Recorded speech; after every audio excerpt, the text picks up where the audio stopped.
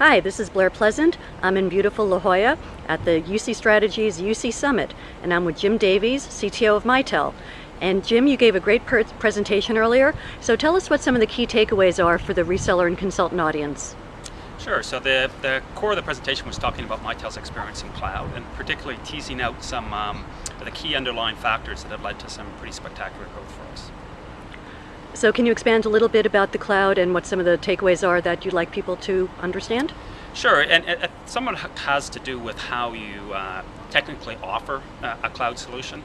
And you know, whether that's a private cloud or a public cloud or some hybrid in between, it's really about getting the layers right, allowing the end users to choose the device, allowing the IT organization to choose the platform integrations of choice, and allow the application to run in multiple different locations. And it may be in some cases actually being decided by a different person altogether, maybe someone in a business unit, for instance. So what should resellers be thinking about as they think about moving into the cloud? So they should think about, you know, from our experience, looking at what has led to customers more quickly adopt the cloud, it's this level of flexibility. So rather than saying, hey, the cloud is one size fits all, this is how you're going to do it, you have to rent it from us, or you have to have it on this data center, you have to consume it in this way, or it has to be in this framework. So, you know, the cloud is really about flexibility and allowing customers to consume value in a way that makes sense to them and at the rate that it makes sense to them. So, you know, very few organizations are going to switch to the cloud all in one fell swoop. I mean, it's just not practical. So what's going to happen is there's going to be a series of applications that transition to the cloud, and giving partners and customers the flexibility of doing it at the rate that makes sense to them, I think, is an absolute key for fast growth in the cloud. So what do you see from your customers? How quickly are they moving to the cloud, and how are they going about it?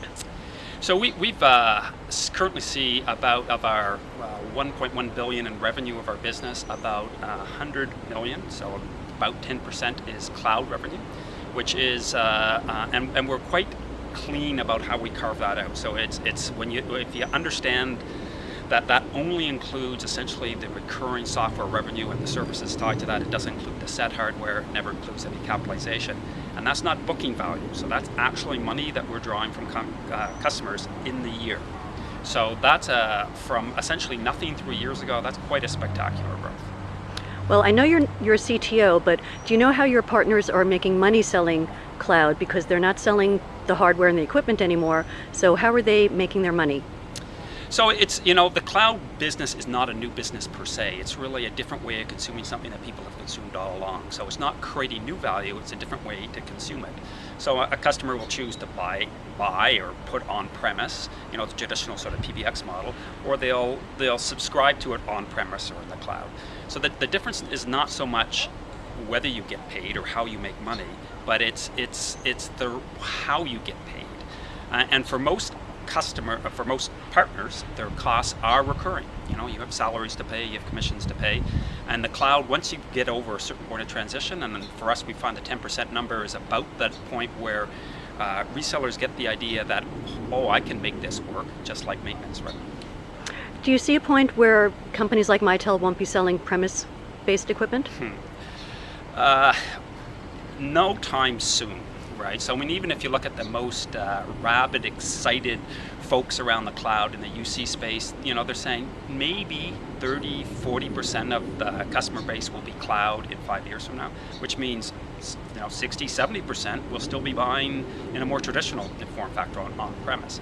I think what's important though in any of these transitions is not when the other end retires, and for Pete's sake we're still supporting fax machines and modems, but it's where effectively it is the default point of optimization, and we think we're about a year or two away from that, where customers will be selecting for the cloud even if they don't implement for the cloud day one. Okay, well, thank you very much, and thanks for being one of our sponsors.